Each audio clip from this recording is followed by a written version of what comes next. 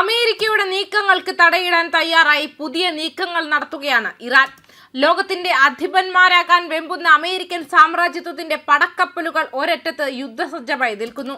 Gibraltar കടലിടുക്കിൽ ഭീഷണി ഉയർത്തി USS ജെറാൾഡ് ആർ ഫോർഡും അറബിക്കടലിൽ ഇറാന്റെ ചലനങ്ങൾ ഒളിഞ്ഞുനോക്കി USS എബ്രഹാം ലിങ്കണും വലവിരിക്കുമ്പോൾ ഭയന്നു പിന്മാറാൻ തയ്യാറല്ലാത്ത ഒരു ജനതയുടെ പോരാട്ട വീര്യമാണ് ഇറാനിൽ നിന്നും മുഴങ്ങുന്നത്.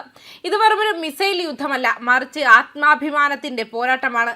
പശ്ചിമേഷ്യയുടെ മണ്ണിൽ തങ്ങളുടെ ആധിപത്യം ഉറപ്പിക്കാൻ ഖത്തറിലെയും ബഹ്റൈനിലെയും താവളങ്ങളിൽ നിന്നും സൈനികരെ ഒഴിപ്പിച്ച് അമേരിക്ക തന്ത്രങ്ങൾ മെനയുമ്പോൾ ആ ഭീഷണികൾക്ക് മുന്നിൽ മുട്ടുമടക്കില്ലെന്ന് ഉറക്കെ പ്രഖ്യാപിക്കുകയാണ് ഇറാൻ. കഴിഞ്ഞ വർഷത്തെ യുദ്ധഭൂമിയിൽ ഇസ്രായേലിനും അമേരിക്കയ്ക്കും നൽകിയ തിരിച്ചടി ഇറാന്റെ കരുത്തിന്റെ അടയാളമായിരുന്നു.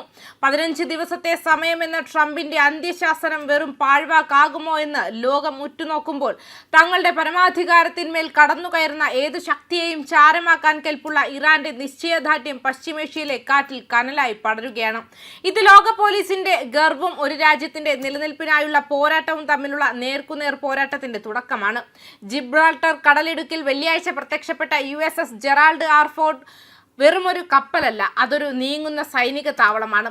ലോകത്തിലെ ഏറ്റവും വലിയ വിമാനവാഹിനി കപ്പലുകളിൽ ഒന്നിനെ പശ്ചിമേഷ്യൻ കടലിടുക്കുകളിലേക്ക് അയക്കുമ്പോൾ അമേരിക്ക ലക്ഷ്യമിടുന്നത് ഇറാന്റെ ശ്വാസം മുട്ടിക്കാനാണ്.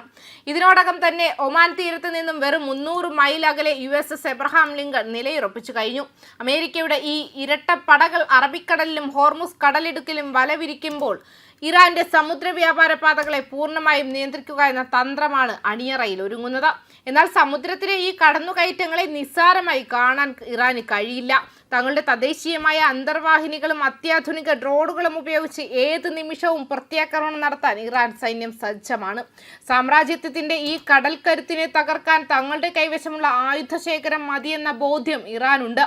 ആധിപത്യം സ്ഥാപിക്കാനുള്ള അമേരിക്കയുടെ ഗർവും സ്വന്തം തീരം സംരക്ഷിക്കാനുള്ള ഇറാന്റെ പോരാട്ട വീര്യവും തമ്മിലുള്ള ഒരു വൻ പോരാട്ടത്തിന് പശ്ചിമേഷ്യൻ കടൽ തീരങ്ങൾ സാക്ഷ്യം വഹിക്കാൻ പോവുകയാണ്.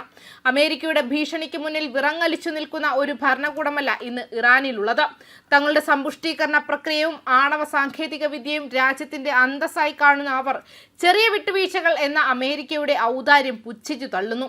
വരാനിരിക്കുന്ന 15 ദിവസങ്ങൾ വെറും ഒരു സമയപരിധിയല്ല, അത് അമേരിക്കൻ മേധാവിത്വത്തോടുള്ള ഇറാന്റെ മറുപടിക്കായി ലോകം ശ്വാസമടക്കി പിടിച്ച് കാത്തിരിക്കുന്ന നിമിഷങ്ങളാണ്. സമാധാനത്തിന്റെ ഒരു വാതിൽ കൂടി തുറക്കുമോ, അതോ ലോകം ഇതുവരെ കാണാത്ത വലിയൊരു അഗ്നിപരീക്ഷയിലേക്ക് പശ്ചിമേഷ്യ നീങ്ങുമോ? ഇറാൻ സമർപ്പിക്കാൻ പോകുന്ന ഡ്രാഫ്റ്റ് പ്രൊപ്പോസൽ അമേരിക്കയുടെ ഗർവിനുള്ള മറുപടിയാകുന്നത് ഉറപ്പാണ്. അടിച്ചമർത്താൻ ശ്രമിക്കുന്തോറും ആളിപ്പടരുന്ന കനലാണ് ഇറാൻ. ലോക പോലീസിന്റെ ആജ്ഞകൾക്ക് മുന്നിൽ മുട്ടുമടക്കാത്ത ഈ പോരാട്ട വീര്യം സാമ്രാജ്യത്വ ശക്തികൾക്കുള്ള കനത്ത മുന്നറിയിപ്പാണ്. വരാനിരിക്കുന്ന 15 ദിവസങ്ങൾ വെറുമൊരു കാലയളവല്ല, അത് ലോകത്തിന്റെ ഭാവി നിശ്ചയിക്കുന്ന അഗ്നിപരീക്ഷയാണ്. ഉപരോധങ്ങൾ കൊണ്ടോ വിമാനവാഹിനി കപ്പലുകൾ കൊണ്ടോ കീഴടക്കാമെന്നത് അമേരിക്കയുടെ വ്യാമോഹം മാത്രമാണെന്ന് ചരിത്രം സാക്ഷ്യപ്പെടുത്തുന്നു. സ്വന്തം മണ്ണിലും പരമാധികാരത്തിലും വിട്ടുവീഴ്ച ചെയ്യാത്ത ഇറാന്റെ നിശ്ചയദാർഢ്യം സാമ്രാജ്യത്വ ഭീഷണികൾക്ക് മുന്നിൽ പതറാത്ത ഒരു രാജ്യത്തിന്റെ ആത്മബോധമാണ്. സമാധാനത്തിന്റെ വാതിലുകൾ അമേരിക്ക കൊട്ടിയടച്ചാൽ പശ്ചിമേഷ്യയിലെ അമേരിക്കയുടെ ആധിപത്യത്തിന്റെ അന്ത്യം കുറിക്കുന്ന പോരാട്ടമായിരിക്കും അവിടെ പിറവികൊള്ളുക.